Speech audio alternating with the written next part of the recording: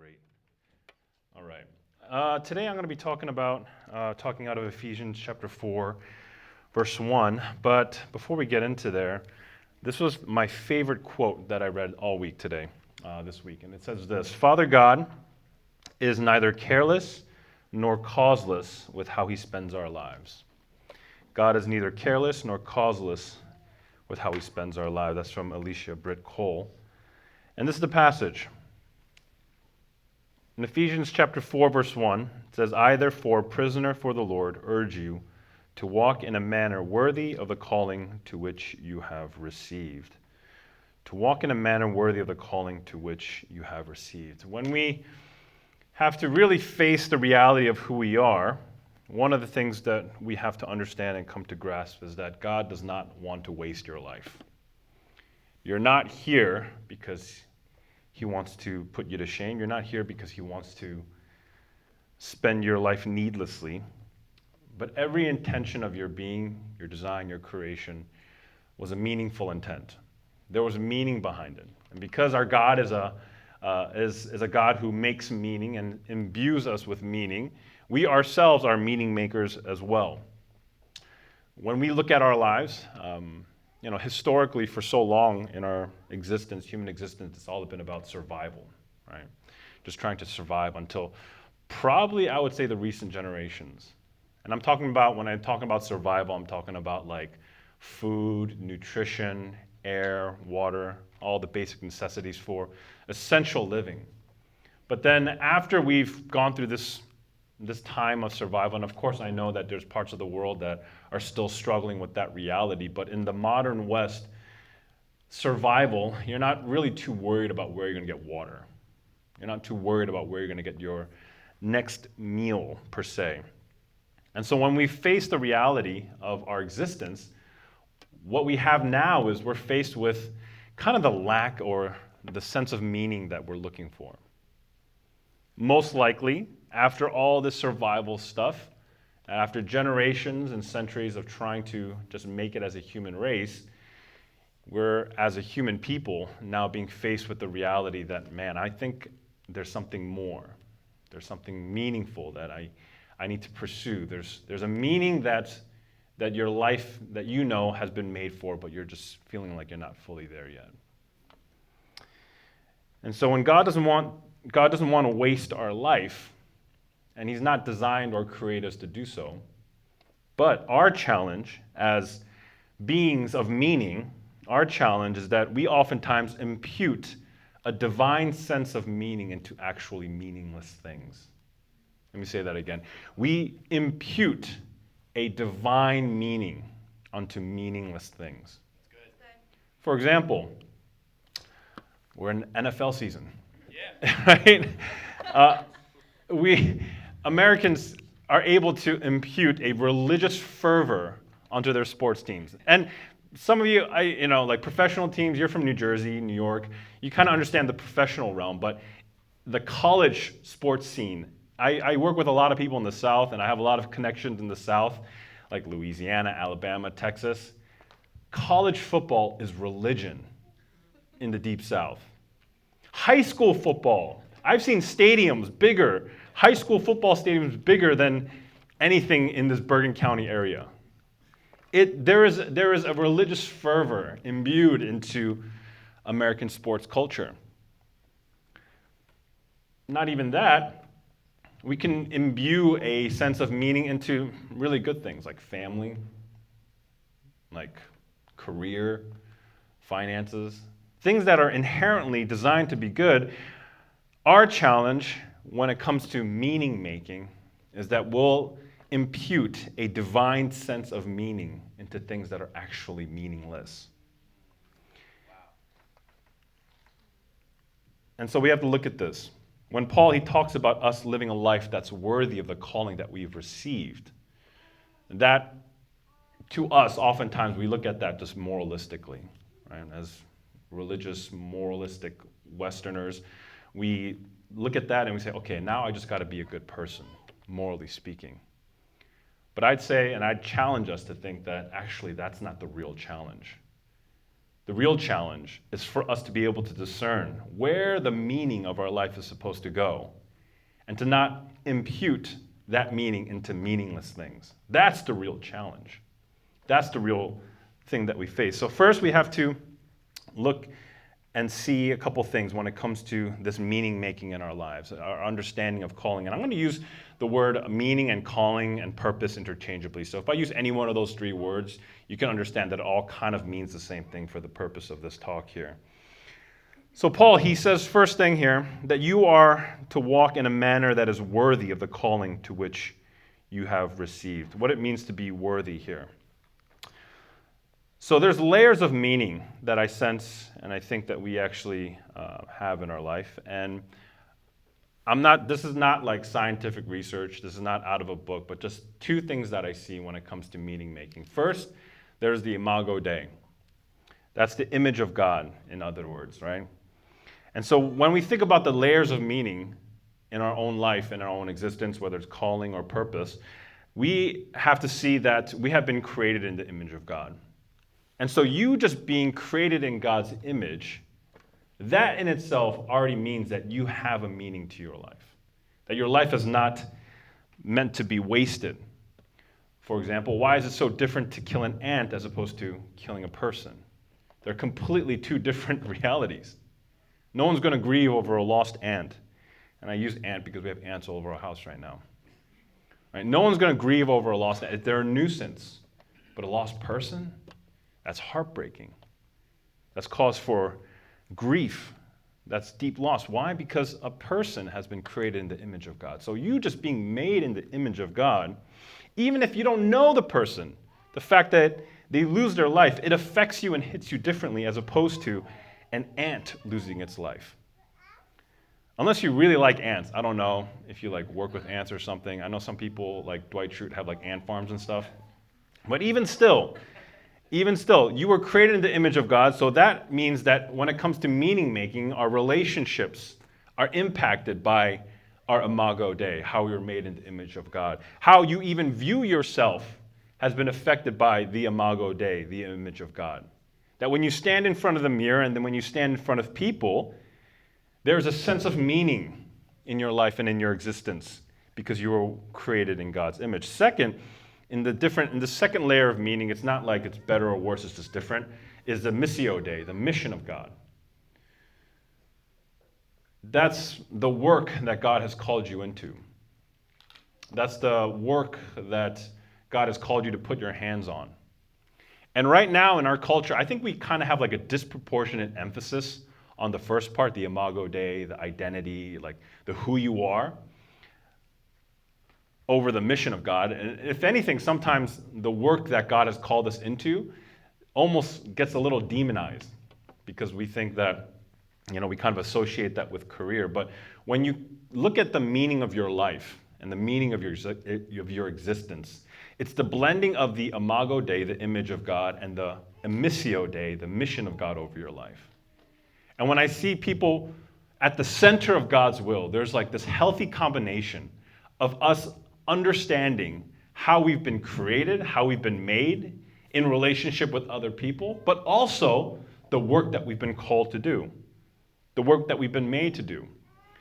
For example, one time I was reading an article about the 9 regrets that people face at the end of their life. I think it was like a nurse who wrote this article, and she was basically just recounting all some of the advice or some of the advice that she received when she was working with people at the end of their life. And almost 50-50 down the line, split right through the middle, it was having to do with some sort of relationships, whether it was their family wishing that they could have been more available, wishing that they could have been more there for their children, their spouses, and so on. And the other half was about their passions, their sense of work, their sense of calling here on earth, their mission and their image. So when you look at the 9 regrets of the greatest regrets of people at the end of their life, even if they're not Christian, you see that kind of in the ethos of people's regrets, that it's about their image of God, how they were designed, just who they were and their relationship with other people. And second, when it comes to mission. So your meaning making, usually, I would argue, has to have some semblance to do with the image of God in which you've been created and the mission of God in which you've been called into. And so in our image and in our mission, we have actually one meaningful pursuit.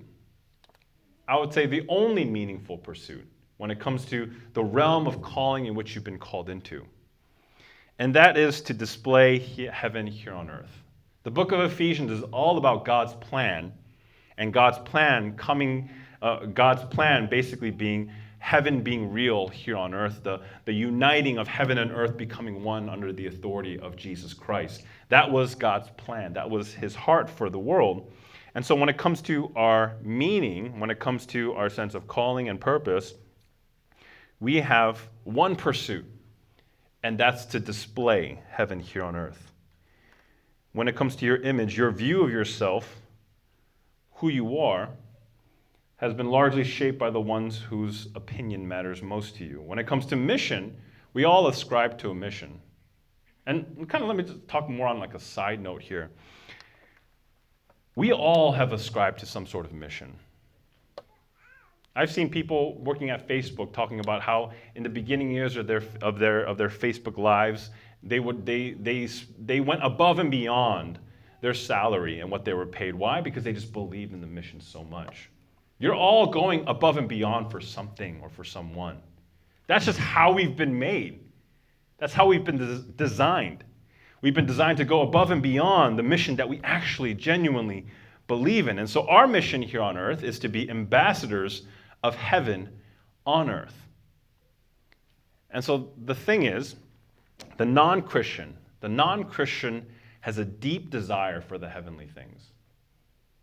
The non-Christian genuinely desires heaven. They just don't know what that is. The peace, the love, the belonging, the being known, that's all heavenly realities. So the non-Christian desires heaven, but the Christian is called to demonstrate heaven. That even for us, our existence, the follower of Jesus, if your desire, yes, you were called to desire heaven, but your call is greater. Your call is actually supposed to display heaven. It's to demonstrate heaven. If the non-Christian longs for heaven, then the Christian belongs to heaven, and we have to be able to demonstrate that reality here on earth. That when someone looks at you, that they're able to recognize and see, I don't know what it is about this person, but I just recognize the favor over that person's life. I remember my wife, she was at a gathering for some of the moms at the kids' school and at our kids' school. And one of the moms, so the grandmother of the child, looked at my wife and told my wife's mom's friend and said, I like her energy. There's something about her. That even if you don't say anything about the name Jesus, that even if you don't pull out a tract and condemn someone for not believing in Jesus, the world should be able to get a sense, a feeling that you belong somewhere else. Right? Have you ever met anybody that belongs somewhere else? Like, not even just another country, but like a different time period. Like we all know someone in our life that would have been like really good at crushing it in the 60s. Right? Unfortunately, I'm watching The Crown right now. I don't know how I got into it. My wife has been trying to get me into it for years, but I just recently got into it. I don't know what it is. But I know a couple people in my life who, when I look at them, I'm like, you would have been really good in like the 1930s, UK, pre-World War II era. We know somebody that belongs somewhere else, right? And so when someone sees your life, because of the image that you bear, and because of the mission that you carry, they're able to look at you and say, yeah, you don't belong here in 2022, northern New Jersey, in North America. You belong somewhere else. I can't put a finger on it. You just seem like an alien to me. You seem so foreign to me, but I'm interested. I'm curious. Why? Because that person carries the image of God and the mission of God, in a way where they actually genuinely believe it, where it's actually the meaning in their life. And if you've ever met anyone who has like this really just disproportionate just emphasis on a certain meaning in their life, you can see it just kind of like yogis and vegans, right? You only need 30 seconds to know that that person is a yogi or a vegan or a CrossFitter, right? One of the three, or now a jiu-jitsu person, right? You only need 30 seconds to talk with them and you know like, okay, you really like stretching. That's your thing. I'm not bashing against yogis. I've done it. It's just not my thing. Veganism, I tried it for like a day. I got through like half a meal. Didn't work out for me. It's no problem if you do that. I'm just saying. We all know when someone carries a mission. We see it. We feel it. You can see the energy around them. You could see the literally manifest presence of that mission on their life. Do people see the mission of God around your life? When you walk and talk, do people sense heaven around you? Because the non-Christian is called to desire heaven, but we are called to demonstrate heaven. There's a difference. If you're sitting in that place where you're just desiring heaven, Lord, I want your love, I want your peace, I want all the stuff that is in heaven, I want your breakthrough, I want all that stuff. Great! All the non-Christians want the same thing. You're no different than just simply desiring the things of heaven. That doesn't require a love for Jesus whatsoever. You know what requires a love for Jesus? Someone laying down their life, sacrificing all that they have, all their time, energy, and resources, so that heaven can be a reality here on earth. I talked about this a couple weeks ago. William Wilberforce almost bankrupted himself, and his whole crew of people bankrupted themselves. Why? To end slavery. Why? Because slavery wasn't a thing in heaven. No one is enslaved in heaven. And so what did William Wilberforce, I have a hard time saying it, Wilberforce do? He nearly bankrupted himself to make heaven a reality here on earth. There were people sitting on the sidelines just desiring the things of heaven. William wanted to demonstrate the reality of heaven. When you carry the image of God and the mission of God around you, people should feel it.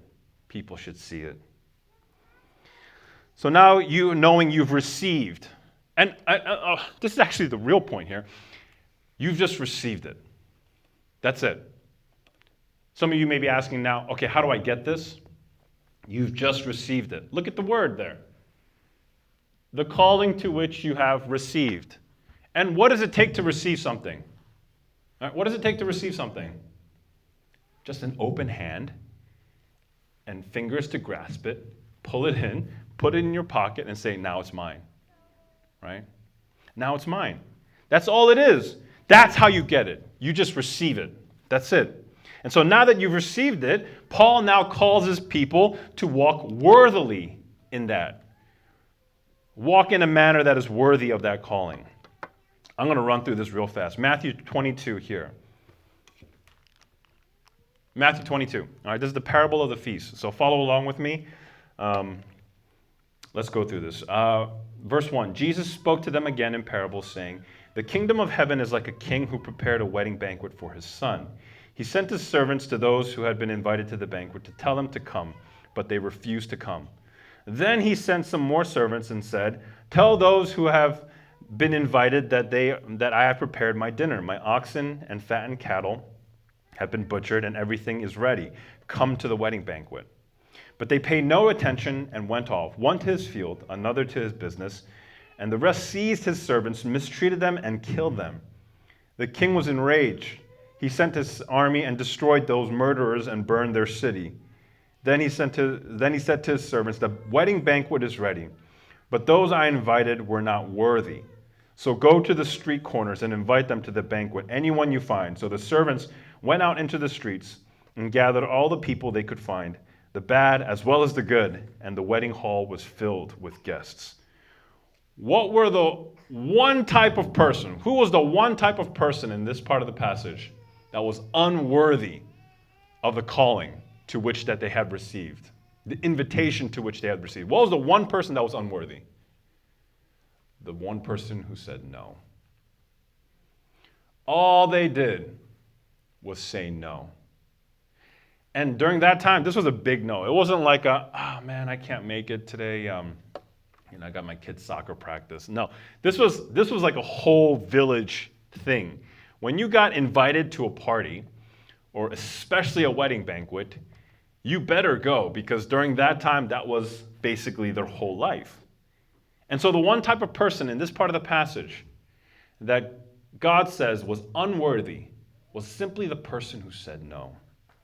The second part of the passage, but when the king came to see the guests, he noticed a man who was not wearing wedding clothes. He asked, "How did you get in here without wedding clothes, friend?" The man was speechless. Then the king told the attendants, "Tie him hand and foot and throw him outside into the darkness, where there will be weeping and gnashing of teeth. For many are called, but few are chosen." I don't know, that seems a little rude, right? All right, think about it. You're the wedding host, and your daughter's about to get married. So your first round of guests, they all say no. So what do? You say that they're unworthy, and you bring in everyone else, the bad and the good. And when it's talking about the bad and the good, it's talking about people who actually have nothing to contribute to them, societally speaking. This wasn't this time, this society wasn't a meritocracy. There was nothing earned. The only way you actually gained something was by who you know. And so who you know was largely dependent on what you were able to give. We think society is rough now. Look at back then. It was all about who you know and what you could offer. And so when Jesus is saying, get the people off the streets and pull them in, right? And in the Luke account, it actually says to bring them in. Jesus is saying, these are the people that have absolutely nothing to offer. They're the broken. They're the lame. They're the ones that are the widows. They're the ones that I want you to pull into my wedding banquet, because they're the ones that are worthy. And so look at that. Jesus is saying, think about it. Like, this guy is literally pulling a homeless person off the street, and Jesus is saying, hey man, why aren't you wearing the proper outfit? Well, actually at that time, wedding garments there's a chance that wedding garments could have been provided and would have been provided for their guests. And so this person who was not wearing the proper outfit, not dressed appropriately for the occasion, it wasn't a failure on their part, it wasn't a failure on the king's part. It was in part due to the fact that they purposely did not wear the garment to walk into the wedding. And so the two types of people that were rejected, the two types of people who were considered unworthy, were those who, one, refused the calling and the invitation, and two, who did not dress appropriately in the proper robes that were designed and made for that wedding. What does that mean? These were the robes of righteousness. This was a symbolic thing. This wedding garment wasn't just an actual physical garment, but it was a righteous garment. It was you wearing your righteousness on your sleeve. And so the two types of people, like I said, who were unworthy are those who refused the calling, or two, could not wear their righteousness on their sleeve. The last passage says that many are called, but few are chosen. Many are called, but few are chosen. What does that mean? It means that there's a gap between the calling and you actually being chosen. And I know some of the small groups, you guys talked about this and talked about that word chosen. It's such a icky word when it comes to church, right? You've been chosen to be the elect, the special few. But I told our small group leaders this, that chosenness in the kingdom is not you being chosen into privilege. It's not being you chosen into an easier life. That's not what chosenness is in the kingdom. It's not favoritism. It's not nepotism in the world. But chosenness in the kingdom means that you've been chosen to suffer and suffer well. That you've been chosen to actually live, to have the longings of belonging, but never actually really quite belong here on earth. Why? Because you belong somewhere else. Right? Feeling like this perpetual sense as a foreigner. So here in the passage, those who bridge the gap between called and chosen, when we think about what it takes to bridge the gap between being called and chosen, we look at it from a moralistic point of view. We just think, oh, I just got to pick the right job. I just got to be a good person. And I just got to be moral. I can't hurt anybody. And I just got to stay in my lane and be a good person. Nope. To bridge the gap between those who are called and those who are chosen, what it takes is for you actually to choose yes. Who are the chosen? They're the ones who have chosen to say yes to Jesus. Yes to Jesus. That's it. You know, I'm like a fool in many senses when it comes to like almost anything in life. And I don't say that self-deprecatingly. I'm not saying that to garner sympathy, but I say that just in pure, genuineness. And so for me, I would say like the one or two things that I've always done well though, regardless of like how foolish I am in every other area of my life, is I've never said no to God. I made a commitment early on, before I even went into ministry. I told myself, I will never catch myself saying no to God. And my wife and I, before we got married, we made a commitment to each other that we would never say no to God. And so when we started this church in March 2020 and everything imploded, and it didn't make sense for us to keep on going with this church, we just knew that we had to say yes, that the calling was for God. The calling that God put on us was to actually move forward with this church, with this plant, and for us to say yes. It made no sense for us to say yes, but yet we did so. The ones who are chosen into this are not the privileged few, are not the special ones, are not the ones who are holy and mighty. They're just simply the ones who refuse to say no, who refuse to say no to God. And we all have different reasons. We all have different, backgrounds, and we all have different upbringings when it comes to our sensibilities of why we may say no. But the ones who are chosen, to bridge that gap between called and chosen, is just you simply saying yes. It requires no skills, no gifts, no talent. You can be a fool, but a fool that says yes is better than a wise who says no. A fool who says yes to God is better than a wise person who says no. And I think that's the kind of person that God is willing to take. So I'm going to end with this, okay? Knowing you've been called and chosen, Paul now he tells us to walk. Right? Walk. Walk in a manner that is worthy of the calling. He doesn't say run. Why? Because walking is one of the most basic movement patterns. And it seems basic until you realize you can't walk. When I was around 11 years old, I had an appendix surgery, and it was bad. It actually exploded inside of me, and it was like real bad. I was almost on the verge of dying. And I remember one of the first people that came in, or first medical specialist that came into my hospital room after the whole surgery, I didn't realize how big of a deal it was a physical therapist. And I'm like, I know I'm 11 years old, but I think I need like a surgeon or something. I think I need someone who can explain to me why there's tubes inside of my nose and going into my stomach. And I didn't realize this, but I was laying in the bed, and when the physical therapist came and said, all right, we got to try to walk. I was like, come on, man. Like, I just had surgery. Like, I could do this any day. I kid you not. The moment they put down that gate and they had to turn my legs, I couldn't even take half a step to walk. I felt completely immobilized. Up until that point, I've been walking my whole life. It's something that I'm familiar with and something that I know how to do. But at that point, I literally could not do it. And we had to spend almost 30 minutes. The physical therapist wouldn't leave. I was like, dude, can you just leave? Can I just do this another time? He's like, no, we have to do this now. And I'm like, oh, okay. And so literally all I could get was just that. And it took all of me just to make that one little step. And then they put me back in the bed. A couple days later, I was like flying down the hallways. It was no problem for me. But I realized in that moment, I had to learn how to work on my walk from the beginning. And it seems like such a basic thing, right? It seems like such a basic thing. But I had to, in that moment, learn how to work my walk, work on my walk.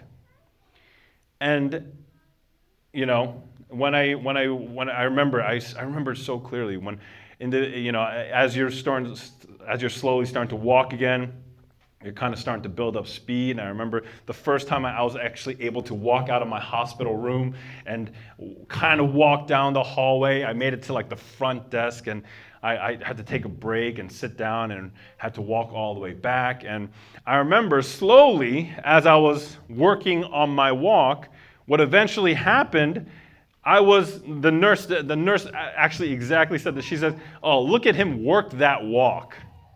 Look at him work that walk." And I realized I went from working on my walk to actually working my walk.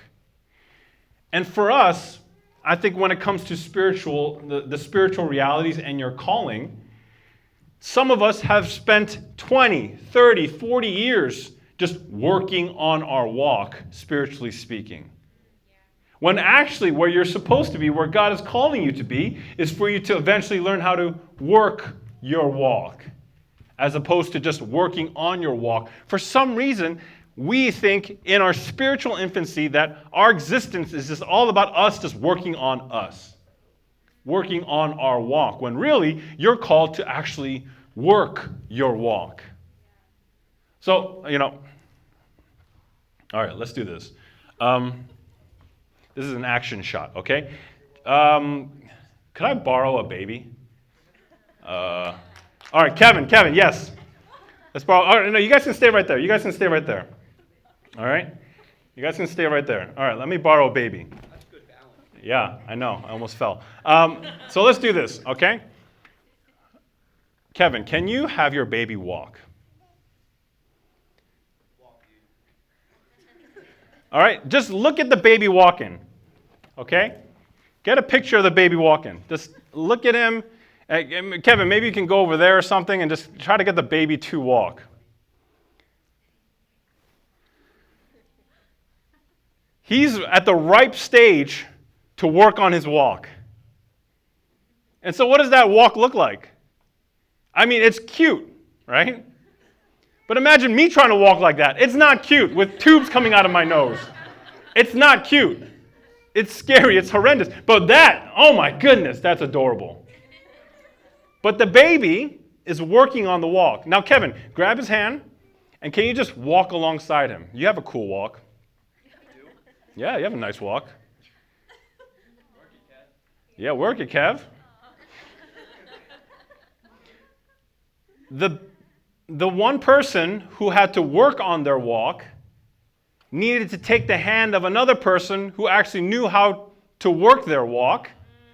Yeah, that's right. And so in that, the baby is able to eventually work his walk. Yeah. Yep. However, for so many of us, our existence has always been about just us working on our walk without trying to hold the hand of someone who knows how to work their walk. And so all we are doing, all the days of our life, spiritually speaking, is just trying to work on our walk by ourselves. I've met people who left the church who are saying, I got to work on my walk on my own. My friend, you ain't getting anywhere. That's right. That's right. You need people who actually know how to work their walk, grab their hand, and walk alongside them. Paul, he says this, follow me as I what? Well, close. Follow me as I follow Christ. Right? He's literally saying, take my hand because I know how to work my walk. When I read that passage, I thought it was just arrogant. I'm like, man, this guy's just arrogant. No. When you are genuinely working your walk, you know how to open your hand and say, all right, come on, guys. come with me. So good. It's not arrogance. Sometimes spiritual authority and spiritual confidence can come off as arrogance, but it only comes off as arrogance to those who really don't understand it. Yeah. Yeah. It only comes off as arrogance as those who just been trying to work on their walk their whole time. The baby that's learning how to work his walk needs to take the hand of the one who's working their walk, and the calling to which you've been called to, you living a life that's worthy of the man, that's worthy of the calling to which you've been called into, which you've received, is not you just working on your walk. When we look at that passage, we think, oh, I just got to work on myself. That's what Paul's saying. No. He's saying, work that walk. That's the calling to which you have received. Display heaven around you. That's the calling to which you have received. People should taste the reality of heaven on you. That's the calling. That's what you've been given. When you work your walk, you know you've already received all meaning and calling. When you work your walk, you know how to say yes, and you always say yes. When you work your walk, you're convicted of your righteousness. And lastly, when you work your walk, you know it's a step-by-step process. Praise team, come on up.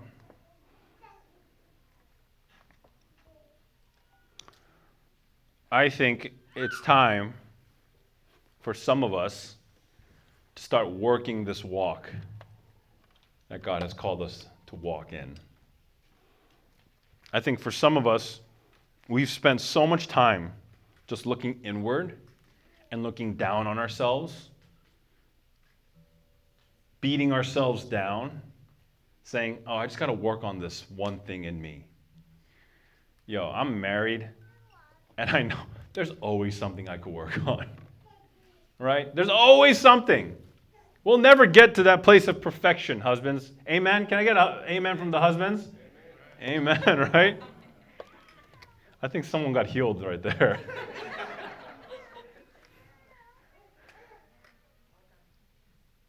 But when you work your walk, you carry with you a spiritual authority, a spiritual confidence that almost comes off as arrogant.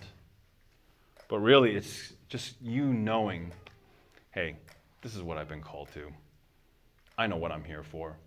I know why I'm doing this. Imagine a Facebook employee walking into Facebook saying, I don't know why I'm here right now. What happened to him? He just get fired right away. But so many Christians are just walking like that on earth, just saying, I don't know why I'm here. I know. You're an ambassador of heaven. You're called to display the realities of heaven here on earth. That's your calling to which you've received. Now walk the walk. If you need to work on your walk, then work on it.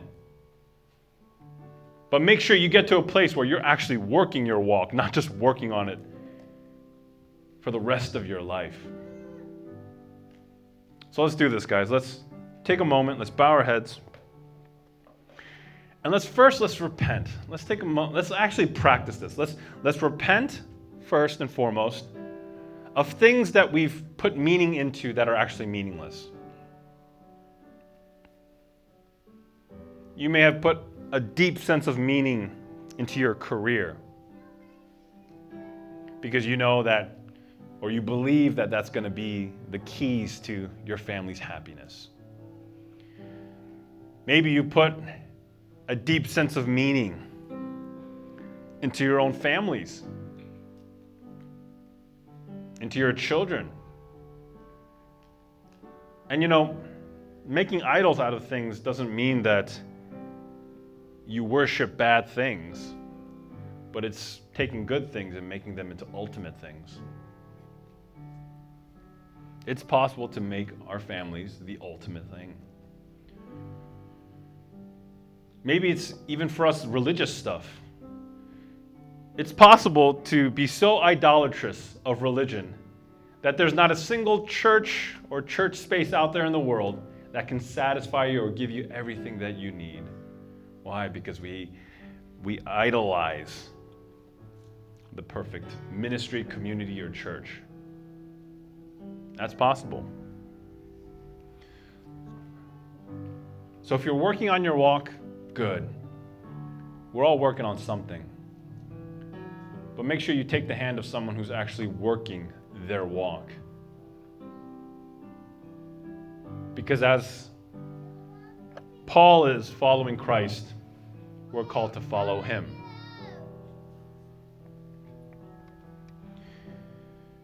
We work on our walk in order to eventually work our walk. And today I sense that you guys are going to walk in a higher level of spiritual authority and confidence that you've never had before.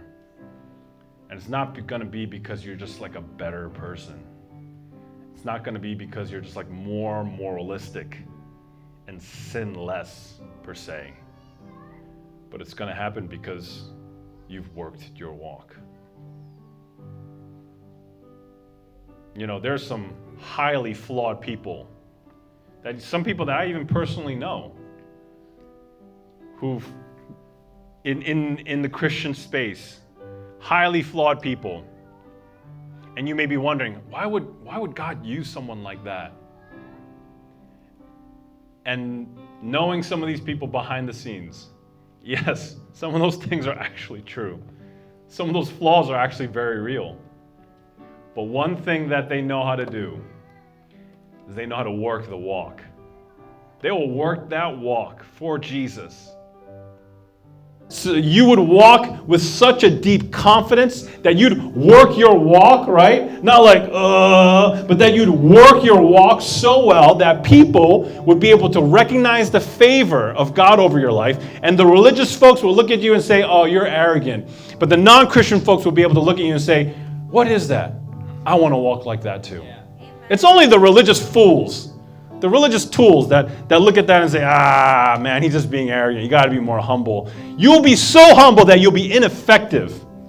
You'll be so humble that you will look like that you'll actually not display heaven here on earth at all. I am praying that you will have a spiritual boldness, that you'll stir the religious, and that they will confuse you for being arrogant. But that Jesus would look at you and say, thank you for finally working your walk. Yeah. You've been working on your walk for so long. Imagine if that baby had to just spend the next 20 years of his life just working on his walk. At a certain point, he's going to need to work that walk. And he will. He'll get there. And so will you. Let's all rise and let's worship.